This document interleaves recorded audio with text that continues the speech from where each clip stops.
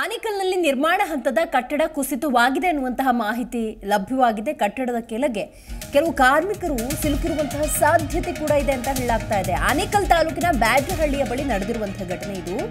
Saint Agnes ಶಾಲಾ ಕಟ್ಟಡ ನಿರ್ಮಾಣದ ವೇಳೆ ಆಗಿರುವಂತಹ ದುರ್ಘಟನೆ. ಘಟನೆಯಲ್ಲಿ 20 ಮಂದಿ ಕಾರ್ಮಿಕರು ಗಂಭೀರವಾಗಿ ಗಾಯಗೊಂಡಿದ್ದಾರೆ.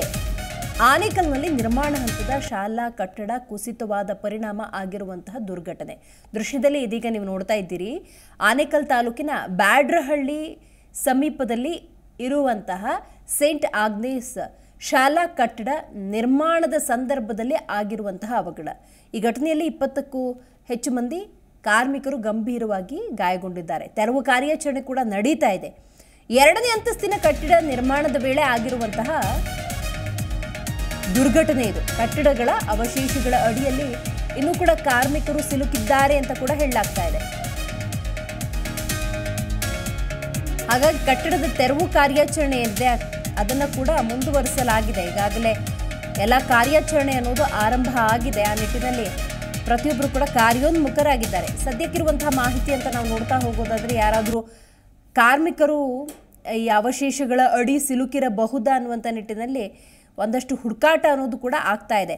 ನೋಡಿ, ಗಾಯಗೊಂಡ ಕಾರ್ಮಿಕರು ಕೋಲ್ಕತ್ತಾ ಮೂಲದವರು ಅನ್ನುವಂತಹ ಮಾಹಿತಿ ಕೂಡ ಲಭ್ಯವಾಗ್ತಾ ಇದೆ. ಕಟ್ಟಡದಲ್ಲಿ ಒಟ್ಟು 100ಕ್ಕೂ ಹೆಚ್ಚು ಮಂದಿ ಕೆಲಸ ಮಾಡ್ತಿದ್ರು ಅನ್ನೋದು ಸದ್ಯದ ಮಾಹಿತಿ. ನೋಡೋಣ ಈ ಕುರಿತಂತೆ ಹೆಚ್ಚಿನ ಮಾಹಿತಿ ಏನೆಲ್ಲ ಲಭ್ಯವಾಗುತ್ತೆ. ನಮ್ಮ ಪ್ರತಿನಿಧಿ ಮೂರ್ತಿ ಸಂಪರ್ಕದಲ್ಲಿದ್ದಾರೆ. ಮೂರ್ತಿ, ಸೇಂಟ್ ಆಗ್ನೇಸ್ ಶಾಲಾ ಕಟ್ಟಡ ಯಾವಾಗ ಕುಸಿತ ಆಗಿದ್ದು, ಇನ್ನೂ ಕೂಡ ಏನಾದರೂ ಕಾರ್ಮಿಕರು ಅವಶೇಷಗಳ ಅಡಿ ಸಿಲುಕಿರಬಹುದಾ? ಏನಿದೆ ಸದ್ಯದ ಇನ್ಪುಟ್ಸ್?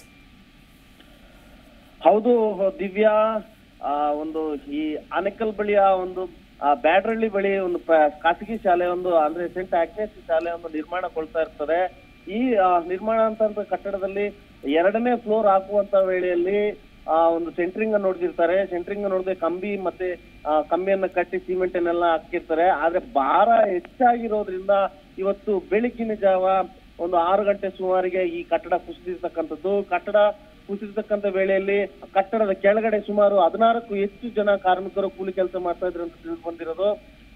ಹೀಗಾಗಿ ಸುಮಾರು ಒಂದು 16 ಜನ ಈಗಾಗಲೇ ಆಚೆ ಬಂದಿದ್ದಾರೆ. ಮತ್ತೆ ಇನ್ನ ಅಧಿಕ 16ಕ್ಕೂ ಹೆಚ್ಚು ಜನ ಕಾರ್ಮಿಕರು ಕೆಲಸ ಮಾಡ್ತಿದ್ರಿಂದ ಈಗ ಅಲ್ಲಿ ಇನ್ನೂ ಹೆಚ್ಚು ಜನ ಸಿಲುಕೊಂಡಿರುವ ಒಂದು ಇದಿದೆ. ಹಾಗಾಗಿ ಇಲ್ಲಿ ಸುಮಾರು 20 ಜನಕ್ಕೂ ಹೆಚ್ಚು ಜನರಿಗೆ ಕಾರ್ಮಿಕರಿಗೆ ಒಂದು ಗಾಯಗೊಂಡಿರ್ತಕ್ಕಂಥದ್ದು. ಈಗಾಗಲೇ ಅದರಲ್ಲಿ 5 ಜನರ ಸ್ಥಿತಿ ಗಂಭೀರವಾಗಿದ್ದು ಆ 5 ಜನರನ್ನ ಬೆಂಗಳೂರಿನ ಆಸ್ಪತ್ರೆಗಳಿಗೆ ಸ್ಥಳಾಂತರಿಸಲಾಗಿದೆ. ಹೀಗಾಗಿ ಇವರೆಲ್ಲರೂ ಕೂಡ ಒಂದು ಕಲ್ಕತ್ತಾ ಮೂಲದವರು ಅಂತೇಳಿ ಈಗಾಗಲೇ ತಿಳಿದು ಬಂದಿರತಕ್ಕಂಥದ್ದು. ಈಗಾಗಲೇ ಸ್ಥಳಕ್ಕೆ ಕೂಡ ಅಗ್ನಿಶಾಮಕ ದಳ ಮತ್ತು ಸ್ಥಳೀಯ ಆನೇಕಲ್ ಪೊಲೀಸರು ಕೂಡ ದೌಡಾಯಿಸಿ ಅಲ್ಲಿನ ಯಾರು ಸಿಲುಕೊಂಡಿದ್ದಾರೆ ಅಥವಾ ಸಿಲುಕೊಂಡಿದಾರ ಇಲ್ಲೋ ಅನ್ನೋದನ್ನ ಕೂಡ ಒಂದು ಮಾಡ್ತಿರ್ತಕ್ಕಂಥದ್ದು. ಮತ್ತೆ ಕಟ್ಟಡ ಕುಸಿದಿರ್ತಕ್ಕಂಥ ಅವಶೇಷಗಳನ್ನು ಕೂಡ ತೆರವು ಮಾಡ್ತಾ ಇರೋಂಥ ಕಾರ್ಯ ಕೂಡ ನಡೀತಾ ಇದೆ. ದಿವ್ಯಾ, ನಿತ್ಯ ಈ ಕಟ್ಟಡದ ನಿರ್ಮಾಣ ಕಾರ್ಯದಲ್ಲಿ ಅಂದಾಜು ಎಷ್ಟು ಕಾರ್ಮಿಕರು ಕಾರ್ಯನಿರ್ವಹಿಸ್ತಾ ಇರ್ತಾರೆ? ಬೆಳಗ್ಗೆ ಎಷ್ಟೊತ್ತಿಗೆ ಕೆಲಸ ಆರಂಭ ಆಗೋದು? ಈಗ ಪರ್ಟಿಕ್ಯುಲರ್ ಆಗಿ ಏನು ಕಟ್ಟಡ ಅಲ್ಲಿ ಬಿದ್ದಿದೆ ಆ ಭಾಗದಲ್ಲಿ ಎಷ್ಟು ಜನ ಕೆಲಸ ಮಾಡ್ತಿದ್ರು? ಇದ್ರ ಬಗ್ಗೆ ಏನಾದರೂ ಮಾಹಿತಿ ಇದೆಯಾ?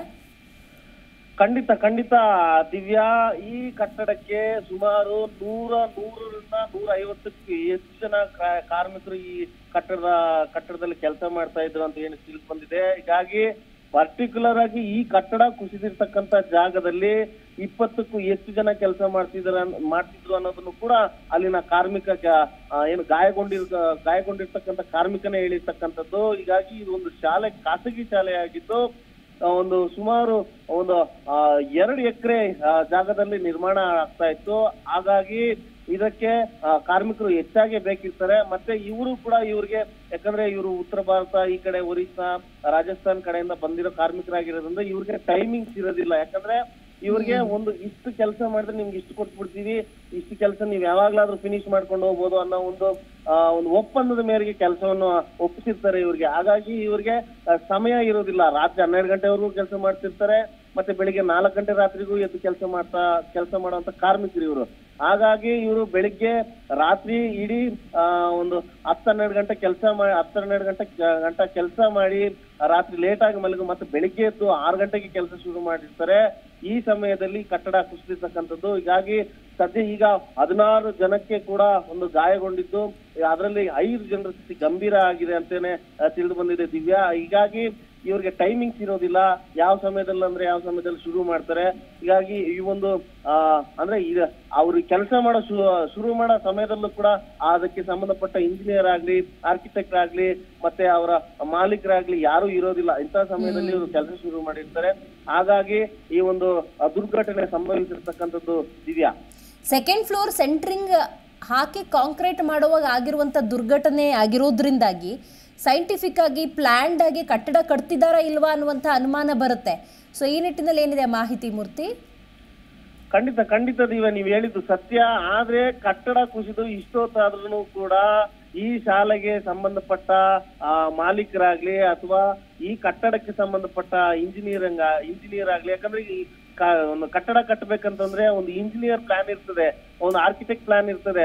ಆ ಆರ್ಕಿಟೆಕ್ಟ್ ಆಗ್ಲಿ, ಇಂಜಿನಿಯರ್ ಆಗ್ಲಿ, ಮಾಲೀಕರಾಗ್ಲಿ ಅಥವಾ ಈ ಕಟ್ಟಡವನ್ನ ಯಾರಿಗಾದ್ರೂ ಬಿಲ್ಡರ್ಗೆ ಅಂದ್ರೆ ಒಂದು ಕನ್ಸ್ಟ್ರಕ್ಷನ್ಗೆ ಯಾರಿಗಾದ್ರೂ ಒಪ್ಪಿಸಿದ್ರೆ ಅವರಾಗ್ಲಿ ಯಾರೂ ಕೂಡ ಇದುವರೆಗೂ ಇಲ್ಲಿಗೆ ಬಂದಿಲ್ಲ ದಿವ್ಯಾ.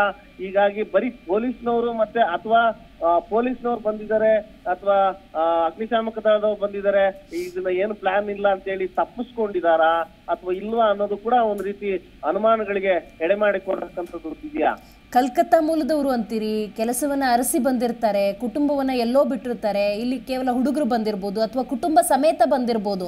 ಈಗ ಸಂಬಂಧಪಟ್ಟವರು ಗಂಭೀರವಾಗಿ ಗಾಯಗೊಂಡವರ ಸಂಬಂಧಪಟ್ಟವ್ರಿಗೆ ಮಾಹಿತಿಯನ್ನ ಕೊಡಲಾಗಿದೆಯಾ?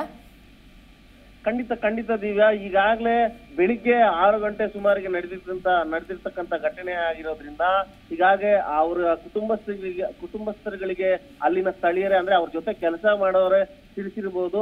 ಆದ್ರೆ ಅದ್ರ ಬಗ್ಗೆ ಹೆಚ್ಚಿನ ಮಾಹಿತಿ ಇನ್ನು ಕಲೆ ಹಾಕ್ಬೇಕಾಗಿದೆ ದಿವ್ಯಾ. ಅದಕ್ಕ ಅವರ ಕುಟುಂಬಸ್ಥರಿಗೆ ತಿಳಿಸಿದ್ರು ಕೂಡ ಅವ್ರು ಬರುವಷ್ಟರಲ್ಲಿ ತಡ ಆಗ್ಬೋದು ಅಥವಾ ಇನ್ನೂ ಅವಶೇಷಗಳಡಿ ಸಿಲುಕೊಂಡಿದಾರ, ಡೆತ್ ಆಗಿದಾರ ಇಲ್ಲ ಅನ್ನೋದನ್ನು ಕೂಡ ಇನ್ನೂ ಕನ್ಫರ್ಮ್ ಆಗ್ತಾ ಇಲ್ಲ. ಸದ್ಯದ ಪರಿಸ್ಥಿತಿಯಲ್ಲಿ ಆನೇಕಲ್ ಪೊಲೀಸರು ಮತ್ತು ಅಗ್ನಿಶಾಮಕ ದಳ ಒಂದು ಅವಶೇಷಗಳನ್ನ ಎಲ್ಲ ತೆರವುಗೊಳಿಸ್ತಾ ಇದ್ದು, ಆ ಅವಶೇಷಗಳಡಿ ಸಿಲುಕೊಂಡಿದಾರ ಅಥವಾ ಏನಾದ್ರು ಪ್ರಾಣಹಾನಿ ಸಂಭವಿಸಿದೆಯಾ ಅನ್ನೋದನ್ನು ಕೂಡ ಇನ್ನೇನು ಕೆಲವೇ ಕ್ಷಣಗಳಲ್ಲಿ ತಿಳಿದು ಬರಬೇಕಾಗಿದೆ ದಿವ್ಯಾ. ಥ್ಯಾಂಕ್ ಯು ಮಾಹಿತಿಗಾಗಿ ಮೂರ್ತಿ.